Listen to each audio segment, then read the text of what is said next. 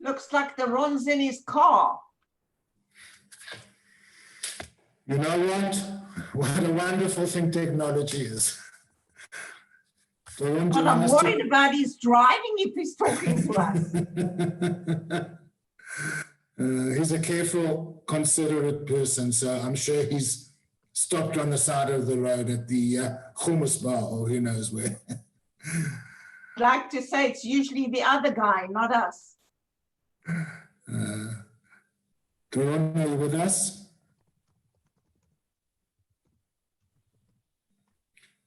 Anyway, while we wait for Aronna again, I'll just introduce you to Aviva Talor. She's in charge of volunteerism and community events at Telford. If during the evening you have any technical issues or need some help, please send her a message via the chat. Aviva, are you any contact with Aronna? He said he'll be with us in a minute. In a minute. Okay, so while we wait for Aronna, we can just share, if anybody else wants to share with us where they're from, we can then do virtual hugs and kisses for another minute. How about Jonathan? So far, we've gone through many cities in Israel. Jonathan, would you like to share with us where you're from? You can just send a message via the chat or unmute yourself for a second. Jonathan? Hi, we're in Jerusalem. And how are you guys? We haven't seen you for some time. We normally go, we don't show ourselves on the video screen, that's why. But we were, 2 nights ago, we watched as well, which was very interesting. Wonderful, thank you for joining. The Angola one yes. was excellent. Wonderful. Everybody enjoyed it. They really did. Yeah, that was Hi, great. Jonathan. Long time no see. Hi, how are you? I'm good. Good to see you. Good, okay. Anyway, so really, I'm sure Aronna will be with us in a minute. If anybody else wants to share with us where they're from, please feel free. I told the others that I'm from a place called Matan. Matan's on the eastern side of Kfar Saba, and it's built around the forest, and especially now, after the rains, there's carpets of wild flowers, really worthwhile visiting. Aronna, has he stopped? Is he on? Apologies, Dov, we will start in a few moments. If you'd like to share with us, I know that you're from Beit Shemesh, is that right? Yes, I'm from Beit Shemesh, and speaking to you from Beit Shemesh, and Aronna and I are actually neighbors, and we see each other regularly when there was shul at Beit Knesset and now in our yards. So we're very wonderful. So that's your good South African connection then. So you're adopted, you all good. I have a much deeper South African connection because in the Knesset, I was the head of the Knesset to South African Parliament Friendship Group. So that was brought me to South Africa and it involved me somewhat in what's happening in Parliament there. Interesting. Good. Thank you for sharing that. How did that work for you, Rabbi Lipman, going to South Africa as a friendship hoody-doody? They're not so friends with us. It was the very beginning of the term was extremely frustrating because all of my colleagues each one of us was assigned a different parliament to be in charge of the relationship. And all my colleagues were flying to the other country, hosting members of the parliament from their country, and I couldn't do anything because the South African parliament would not have any connection with the Knesset. But I was given advice that if and when Nelson Mandela would pass away, to try to make sure to be at his funeral because that could be a breakthrough. And sure enough, that happened. And I was blessed to fly there and be part of that and met some members of the South African Parliament at the funeral, and that led to being invited back to an official visit to Parliament and opened up some doors which would not have been opened otherwise. They remained open? They partially. There's no doubt that there are certain pockets of parties that were pro-Israel to begin with, but with the ANC and others, we still have a connection. So when issues arise, such as boycotts in supermarkets and things of that sort, there are people that I can pick up the phone and call and talk to about it. So I wouldn't say that it has smoothed over the relationship between Israel and the South African Parliament, but at least there's some level of dialogue which has been established. Thank you. Sorry to interrupt. I just received a message from Doron. He apologizes. He's in the Arava with no reception. So we're going to continue. I'll just give a few words about Telfed. So Telfed is the South African Zionist Federation. I'm sure lots of you have already heard about some of the things we do, but a quick summary of our main services. Klita, we have a full-time Klita advisor where we welcome South African, Australian Olim. We've also started welcoming British Olim. We have a full-time social worker. And part of this, we support over 400 needy families a month. We have housing. We have a Telfed building in Ra'anana and 2 apartment buildings in Tel Aviv. Okay, we have a full-time employment advisor. We have events. Of course, since Corona began, we've moved online, but we hope to get back to actual events very soon. We have volunteers, over 200 volunteers countrywide. If you'd like to become a volunteer, get more involved, please be in touch. We'd love to have you on board. Teddy, who organizes these amazing events with me, Teddy is an amazing volunteer. So if you'd like to be like Teddy, please be in touch and let us know. Another big aspect of what we do is scholarships. Up to 3rd generation South Africans can receive our Telfed scholarships. So please be in touch, make sure you're on our database. And if anyone is looking for where to give their donations, their charity, then please consider Telfed for your donations. So thank you all for joining, and I'll hand over to Teddy to introduce Rabbi Dov Lipman. Thank you, Aviva. So I understand that Aronna is on his way in Arava, and he will try and join us if he can, if he gets any internet. So sorry about that. A warm welcome to everybody who's joined us this evening, to Dov Lipman on HonestReporting. Dov Lipman was born in Washington, D.C. and grew up in Silver Springs, Maryland, where he attended the Hebrew Academy of Greater Washington and the Yeshiva of Greater Washington, where he was the captain of the varsity basketball team and president of the student council. He also served as an intern for Congressman John Dingell. After high school, he studied at Merkaz Torah in Jerusalem for 2 years, including during the Gulf War, where he was in charge of the yeshiva's sealed room. Lipman continued his studies at Ner Israel Rabbinical College in Baltimore, Maryland, where he received rabbinical ordination while studying as well at Johns Hopkins University, where he received a master's degree in education. Lipman and his wife Dina were among the founding families of the Cincinnati Community College. They spent 3 years in Cincinnati before moving back to Silver Springs, where Rabbi Lipman became a teacher of Judaic studies at his alma mater, the Yeshiva Greater Washington. In 2004, the Lipman family immigrated to Israel and moved to Beit Shemesh, where Dov Lipman taught in post-high school yeshivot and seminaries in Jerusalem. Tensions between other religious elements and the border population in the city brought Dov into community activism, and he led the battle against the extremism, most notably during the beginning of 2011, during the year at Orot Girls' School. Dov Lipman was elected to the 19th Knesset in January 2013. He is the author of 7 books about Judaism and Israel. He has been at the forefront of combating religious extremism in Israel and is a leader in efforts to create Jewish unity both in Israel and around the world. Former MK Lipman is invited to speak on behalf of Israel, both in Israel and around the world, and serves as political commentator for R24 News and ILTV. He currently serves as Senior Manager, Community Outreach for HonestReporting. Dov, thank you so much for joining us this evening and giving of your time.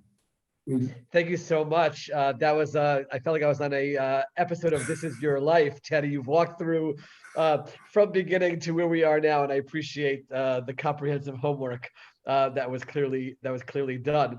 I didn't know that when we scheduled this, that it would be on the night that the government essentially is dispersed, and we're going to go to an election. So I will certainly leave time for question and possible discussion about that as well. And I want to thank all of you for choosing to watch me right now over the Prime Minister, who's giving a declaration in about 1 minute to the country.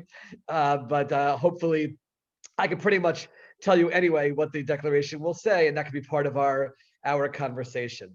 I will say, and this is no pressure at all to any of you who are on the call, but to any of you who can, putting on the video certainly helps. Just as a speaker, it's very helpful just to see the people that we're speaking with, but I understand certainly if you're already comfortable for the evening and not in a position where you want to do so, I certainly respect that. But anybody who is in a position where they can, I certainly would ask if you could turn the cameras on. That would certainly help in terms of the conversation. So after I left the Knesset and I saw there was a question about what party I was in the Yesh Atid party when I was in the Knesset in 2013. I left the party about almost 3 years ago now to be a free agent, not to be bound by the boundaries of Israeli politics. Once I wasn't going to be in the Knesset, I really wanted to have the freedom to be able to speak my mind about any issue that comes up, both in my columns and in my television appearances and speaking all around the world. So I have the benefit right now of being apolitical. And that's why even during our questions, I do not have a specific party that I'm pushing anyone to vote for in the upcoming election. So you can feel free to ask your questions and you'll get a very honest answer. So after I left the Knesset and I started to look around to see what can my contribution be using the platform as a former member of Knesset, I found myself very much drawn to Israel advocacy and Israel education. There is so much misinformation out there about Israel, and I've traveled around to parliaments and college campuses all around the world and try to just tell the truth about Israel. And I don't say that people cannot criticize Israel. Of course you can. It's you're free to criticize a democratically elected government's decisions, and we can have a conversation about those policies that you might disagree with. But there's a line that people cross from legitimate criticism to outright anti-Israel bias. And that's what I try to very much expose and try to educate against. And it was a very natural place for me to find work at this organization called HonestReporting, which really does work in this field. Let me just give you an example of what a day looks like for the people who work for HonestReporting, and that can really help you understand what this organization is doing. So the day starts very early. As everyone wakes up on the editorial team, they start canvassing all of the international news that's out there, going through all the websites, seeing the previous night's nightly news, seeing what's being put out on all the 24-hour websites, and then begin to look for anything. The first step is really anything which is false about Israel. Well, what's an example of something which is false? You'll have articles, mainstream articles that are going out to millions of people, which will say, and Israel's capital, Tel Aviv. That's false. That's not Israel's capital. It might be that what people would hope Israel's capital would be. And therefore, we have to put out a response to just a simple point like that. So that could be a tweet, it's a Facebook post, contacting the outlet, trying to make sure that they make a correction. That's a very simple example of an outright falsehood, which is no controversy about, which we seek to highlight. We look for any kind of falsehoods along these lines, and then the morning begins. We get together to an editorial meeting. Everyone discusses all of the points that they found, and then at that point, they will decide who's going to do what about the various issues. On some issues, it'll be, like I said, a tweet or a Facebook post exposing it.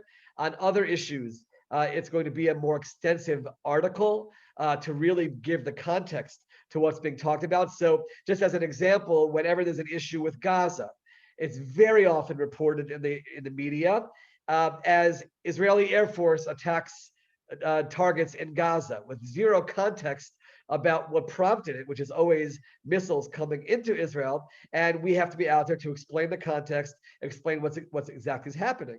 And when Israel does respond, to make sure they understand that the response is targeted to try to hit the terrorists or the rocket launchers or the leadership or the infrastructure, and to avoid the civilians. So we might put out a video about it. There's something called a watch it video, which is just a 1-minute video without a person appearing on it, but just with text and images. Or in the right situation, we might go and actually reach out and put out a full-scale video. I'll get back to the videos in a moment. So we look at every single media outlet that's out there. I just saw the question, whether it's television, internet, but we check it via the internet though, and we can see exactly what's going on. I think it's worthwhile to mention what prompted Honest Reporting to start before I actually continue and talk about the things that we do, because I think it'll really give you a glaring example of some of the things that are out there. So 20 years ago, we call it the picture that started it all. There was a picture that appeared in the New York Times. It was a picture of an Israeli, this is what the caption said, an Israeli soldier holding his stick over a young Palestinian that's bleeding down his face. And it says, Israeli soldier terrorizes Palestinian youth on the Temple Mount. That's what it said. Well, a Jewish father in Chicago saw that, and he noticed that that young Palestinian was actually his son, a yeshiva student who was studying in Israel.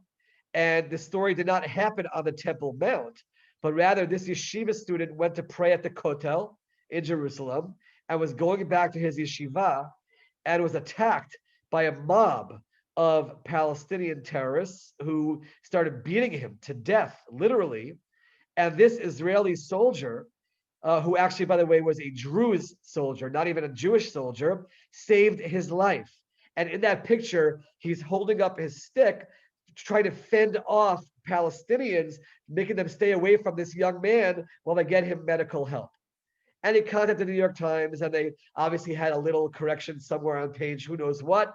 And this led a group of people to get together and say, we have to do something about this, because the New York Times, think about the millions of people that saw that picture and now walk away believing that an Israeli soldier, for no reason whatsoever, is beating a Palestinian youth, and to the point that there's blood coming down their face. And this is the way that Israel is portrayed in the international media. So that's what got it started. And we see this continued lies and falsehoods in the mainstream media all the time. And there needs to be a constant monitoring of that and calling them on it when it happens. We do work very hard to try to get corrections.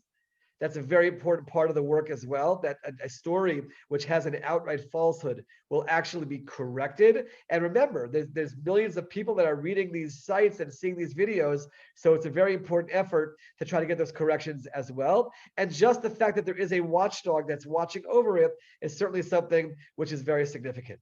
The videos that we put out, though, have another twist to it. Aside from just trying to counter anything which is false that's put out there, but we also work very hard on telling Israel's story to begin with. So we have a video project which reaches over 20 million people a year. And we have a method using technology to gear the videos to the age bracket of 18 to 34-year-olds, which is our real target when we're talking about social media and people who are online. And we're able to monitor exactly who's watching it, who's seeing it, and making sure that it reaches the people that we want it to get to.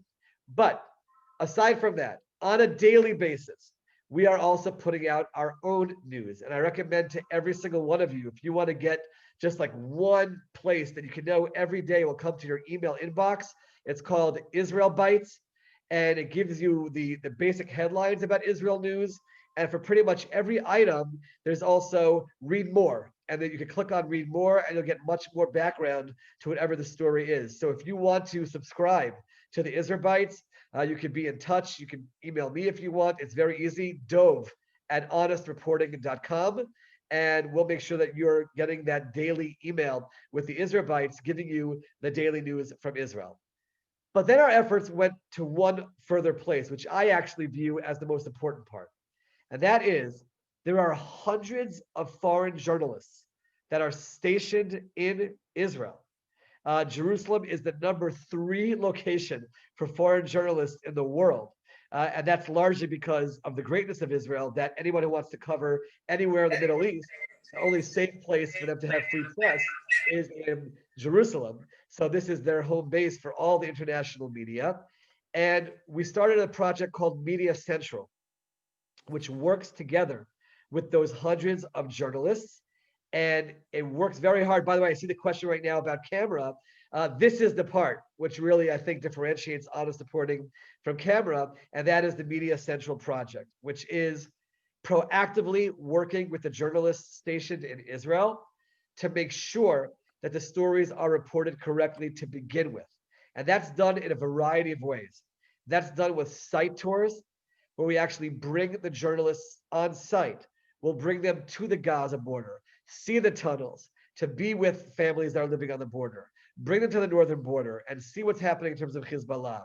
But not even just in issues of violence or of war, but bring them to areas where they'll see incredible stories about Israeli culture, incredible stories about Israeli equality, things which are so misreported all around the world, and try to work with them to tell the story correctly to begin with. So we have the site tours. We have phone conferences on a regular basis where they'll get on and we'll bring an expert to talk about things that are breaking news, where you know that the New York Times and the Associated Press and CNN and BBC, they're going to have stories about Israel. You know that. And we want to make sure the stories are reported on correctly with our experts, and we're able to track to see what's happening. In terms of the question about isn't that the role of the government, I mean, there is a government press office. There seems to be a reluctance sometimes from the media to work together with the Israeli government directly, and they're much more comfortable working with an outside organization that's not officially affiliated with the government. But make no mistake about it, the Palestinian side is doing its work on this front, and they are feeding the international media regularly with information, or I should say misinformation, and therefore Media Central does an integral part, a role in making sure the story is reported correctly to begin with. And that's something which we certainly monitor, and that's reaching tens of millions of people, because now we have an impact on how the story goes out to begin with. So you get a sense for, on many different levels, on a daily basis, the work that we're doing. So just as an example, now we're going to an election. There's definitely going to be misinformation in the media about what's happening in the election, and they'll say all kinds of horrible things and who knows what. So we have a phone conference where we at least bring on our experts to give them, I guess you'd call it the Israeli side or the pro-Israeli side, regardless of where you are politically in Israel. There's a correct way to report what has actually happened in the development of the elections, and that's a big part of what we do as well. So it's really covering all aspects. It's covering, on the one hand, I'd call it defense, when the negative stories or false stories are out there about Israel. That's step one. There's proactively telling Israel's story on our own through the videos, through the articles that we put out. You can see HonestReporting.com, and you'll see all the articles and all the material that we're putting out on an educational level. And then there's also working with the Media Central project and working with the journalists that are in Israel to make sure they report the story correctly. Most of our work is on YouTube, on Twitter, and on Facebook. That's where we find, because on Instagram, you can't really get out a lot of information. It has to be done in a really, even Twitter is very difficult, and we might have to do a few tweets at a time to get the point out. But we're trying to be there, always monitoring what's going on. We have this WhatsApp group, which is constantly buzzing with new articles that are coming up all the time. There's no shortage of false news that's being said about Israel on a regular basis, and we work very hard to try to counter that. Of course, it requires sponsors and donors, and we rely. We don't get government. We do not take any government support. That's also certainly an important philosophy, and we try very hard to just get right to the point without being in any way. We have a state-of-the-art studio in Jerusalem, and that we use for the videos and for the content that we put out. But otherwise, it's a modest operation that's taking on a gigantic role. So it's certainly an honor for me to be part of that effort. And this gives you a sense for the kind of work that we're doing. And I certainly now at this point open the floor to questions about our work and some of the challenges that Israel faces in the international community to be able to drive the conversation. Wow, thank you for that. So there are a few questions in the chat, but I know that you did respond to them during your speaking, and I have to compliment you that you managed to keep it on point and read the chat and. So well done, kol hakavod. So Cynthia, do you want to ask yourself? I know that you've written the question, but go ahead. Cynthia. I have to read my own question then. Yes, it's much easier. Yeah. Has Honest Reporting ever tried to meet with the New York Times or counter what they say? Their reporting, which reaches so many minds and households the world over, and a couple of British journals too, they are so anti-Israel and so biased. And I'm not talking just about the editorial board, even the great Thomas Friedman sometimes gets the facts so twisted, it's heartbreaking. And, you know, when Jews do this, you really want to punch them in the face.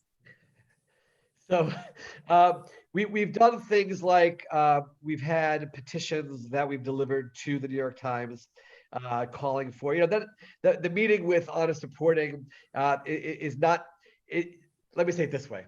Barry Weiss, a reporter for the New York Times, had to leave the newspaper because of the anti-Semitic agenda. So they're not looking to meet with a pro-Israel group to try to get things right.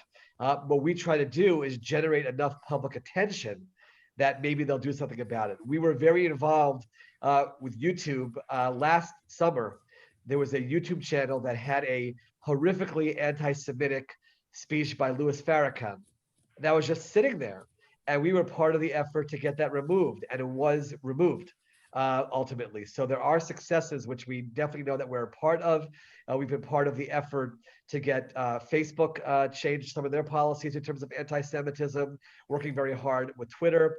So there are efforts, especially with the social media platforms, that we're proud to be involved with other organizations as well. I don't want to in any way suggest that it's an exclusively Honest Reporting effort, but it's all the organizations working together and the numbers of people that are involved in those organizations and following them that really puts the pressure on any media outlets and by the way, we'll also praise media outlets when they get it right.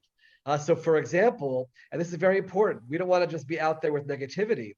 So for example, when the Black Lives Matter movement was really at its peak in America, we actually heard leaders of the movement that were at the same time that they were standing up for the rights of the African Americans, which we certainly all support and agree with, they became anti-Semitic in some of their statements. And then there were 4 anchors from ESPN, actually, this very popular sports network, and they all said that you cannot stand up and fight one form of racism while you're supportive of another form of racism. And they called out anti-Semitism as a form of racism. So we put out a video, which it went to over 500,000 people, praising the ESPN anchors for that. So that's an important part of the effort as well.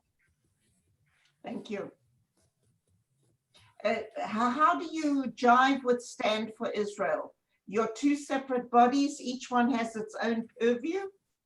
You're talking about Stand With Us? Stand With Us, I'm sorry. Yeah. Yeah, Stand With Us is a wonderful organization that does tremendous work in education. They're less in the field of monitoring the media and more reaching out to students and communities all around the world. And there certainly can be collaboration and cooperation between the two, but very different focuses in terms of how it's going about its work. The website, by the way, is very straightforward. It's HonestReporting.com.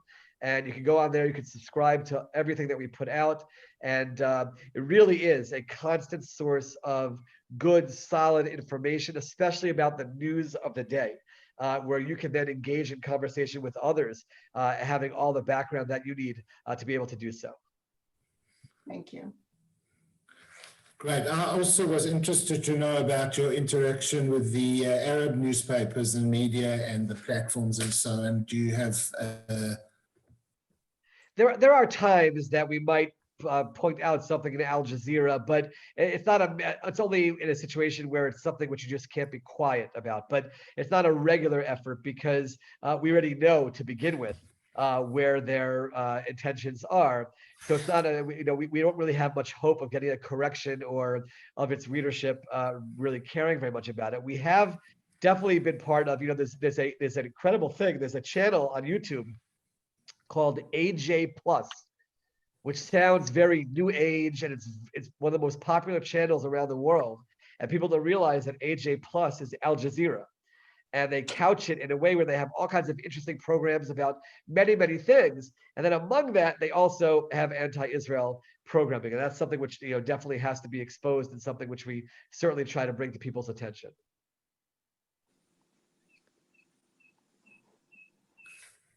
Sir, any other questions? Stanley? I will. Yes, please go ahead. Please go ahead. Aronna. I'm leaving. Aronna, welcome. You can start. I see that Stanley's talking, but he's on mute. Stanley, you have to wait. Aronna's first in line. Okay. I'm not on mute anymore. No. Okay. So, Dov, we'll start with Stanley and come back to Aronna in that case. okay. Dov, first of all, Aronna. good evening. And I think you must be doing a very, very difficult job. It's a very good job, but I think it must be very, very difficult.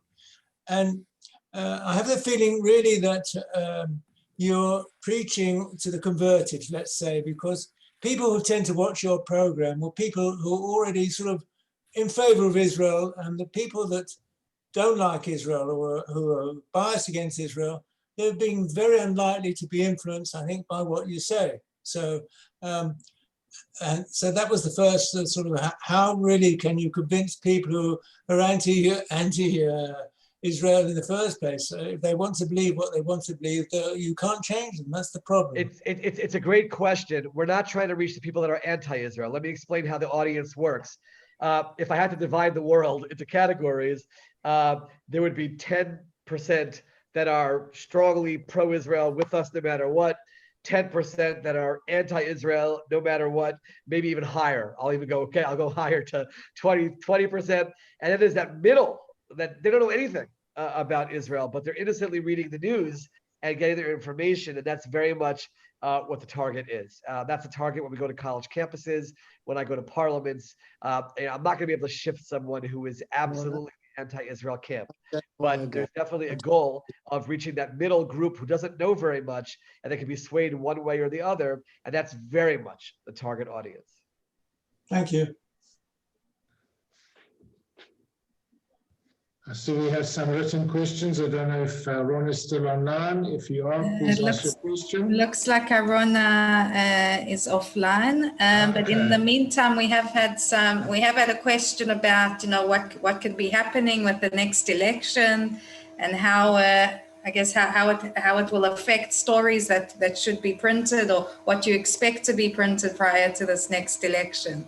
So I'm actually, before we got on the air, I was writing my column for this week's Jerusalem Post. So you'll all see it, hopefully, the Friday's Post, where I actually anticipate in the wake of this upcoming election, a wave of anti-Israel sentiment. And that is because if you take note of this election, this is no longer an election of a right-wing candidate versus someone who could be painted as a left-wing candidate, but rather it's among right-wing candidates. That's very clear. That's where Israel has very much shifted, and the election is very much going to be Netanyahu against Bennett against Gideon Sa'ar. So, whereas in past elections, the world community could say, and also the more liberal Jewish community around the world could say, well, it's Netanyahu against, in 2015 against Bougie Herzog of the Zionist Union. So let's put our support behind the Zionist Union. Whereas the last few election rounds, it was against Blue and White and Benny Gantz.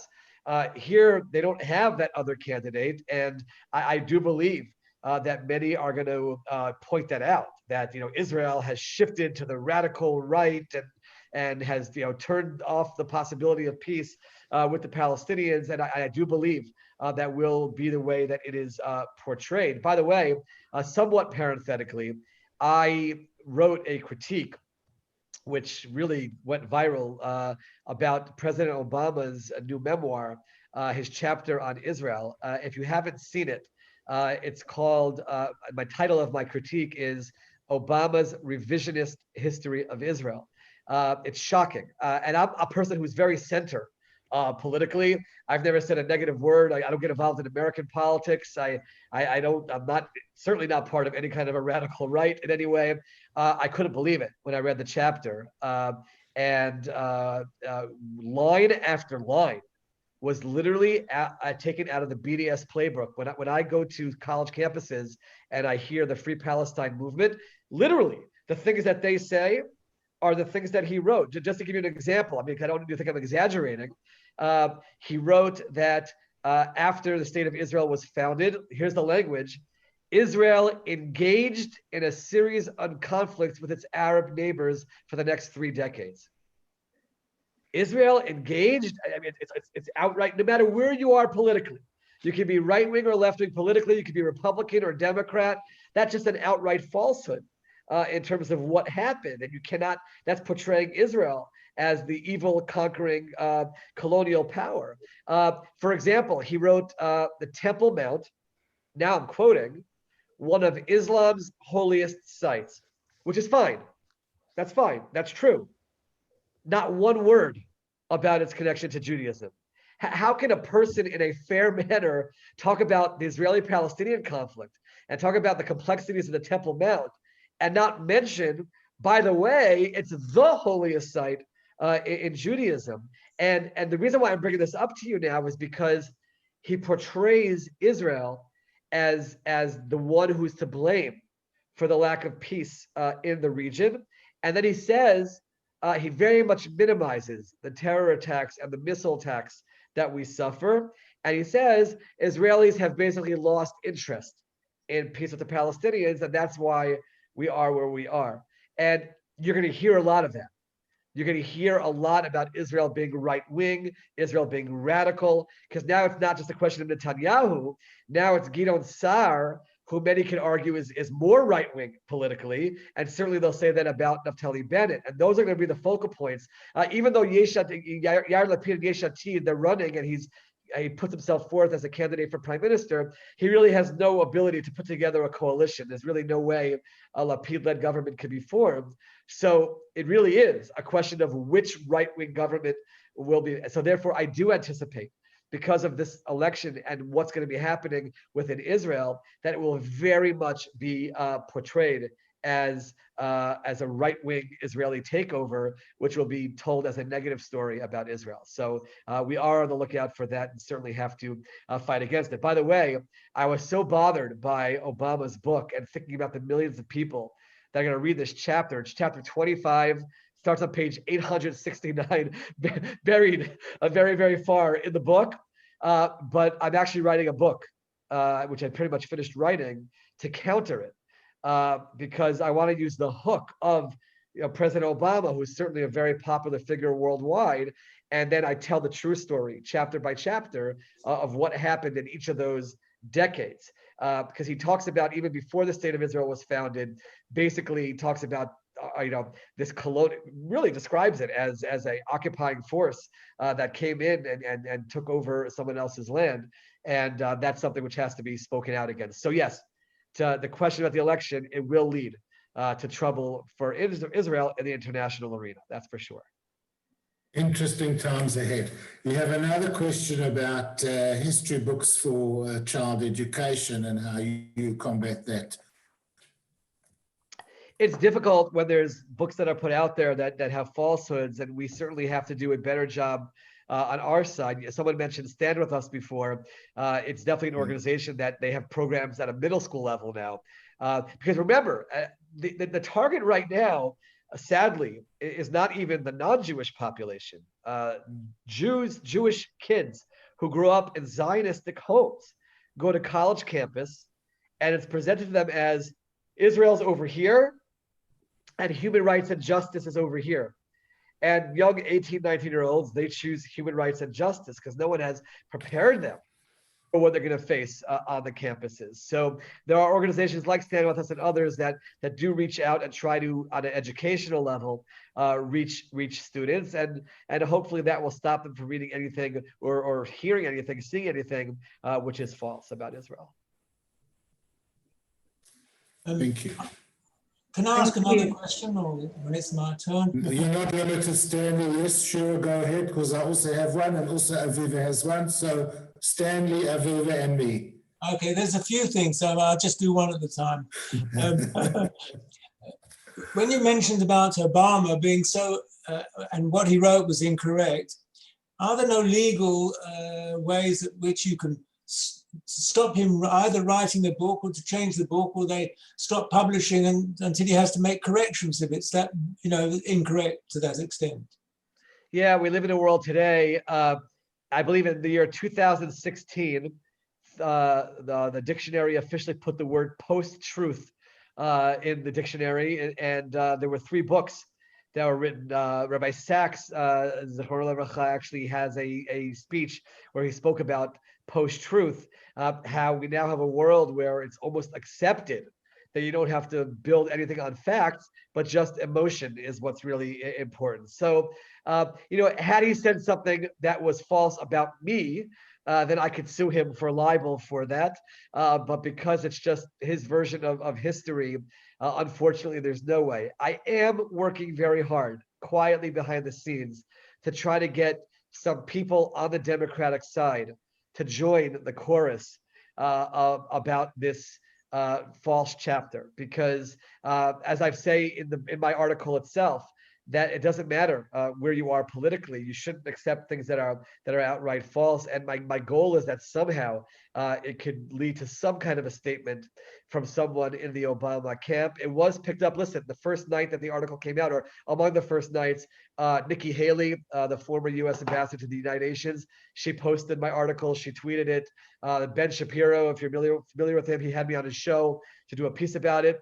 But from my perspective, that's great that millions of people are seeing it, but that's all in the right-wing camp. And the goal here is very much that this criticism of the chapter should go beyond partisan politics and shouldn't just be within the right-wing conservative camp, but should go to the Democratic camp as well. So we're trying very hard to get there. We haven't gotten there yet, but I haven't given up on it, and still, working various contacts to get even one prominent Democrat to say that this is a problem, because once that happens, then it will get a lot more attention on the Democratic side. Maybe speak to Trump.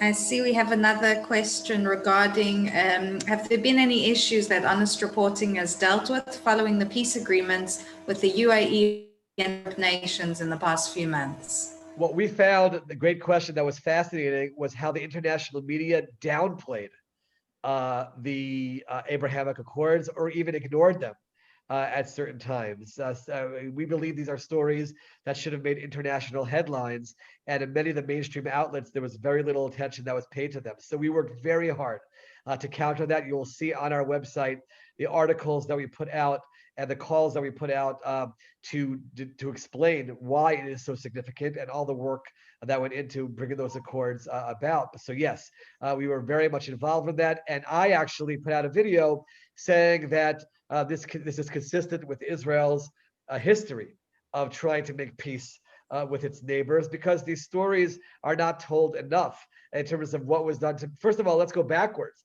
Even after the Declaration of Independence, Israel's call to peace in 1948, Israel's acceptance of the partition plan in 1947, and the Six-Day War right afterwards, Israel's offer for peace and the response of the 3 no's in Khartoum from the Arab League, and then Israel's peace with Egypt and Jordan, and certainly its overtures of peace to the Palestinians, which were rejected. This is who we are, and that's the way the story should be told. So yes, we were very, very involved with that, very involved on the Media Central side, working with the journalists that are stationed in Israel to make sure that the stories were told and were highlighted, and we were extremely active during that period of time, and continue to be, because these agreements haven't stopped, and I'm told that there might still be more. So that's a big part of what we do.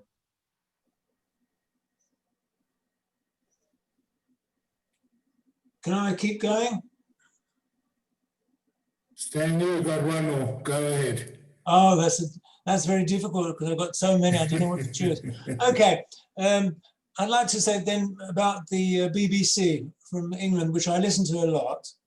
Now, I don't say they have false reporting, but they have very biased reporting. So that they have in the Gaza, they have a report by someone living in Gaza about the rockets coming down, and that's the end of the section about what's happening in Gaza. So you never hear the other side. So they're not really telling the untruth, but they just such a bias that people listening to it would never know what the truth is. Yeah, the BBC actually is one of those outlets that doesn't really participate, from what I've seen, so much in the Media Central projects, in terms of the ones that are willing to come and hear the Israeli side. It makes it very difficult. And I will also say that a large part of our work relates to BBC, a few other outlets in the UK as well. And we work very hard to try to contact them, reach out to the journalists, see if we can get a correction, get it right the next time, and that kind of thing. But you're 100% right that that's the way they report it.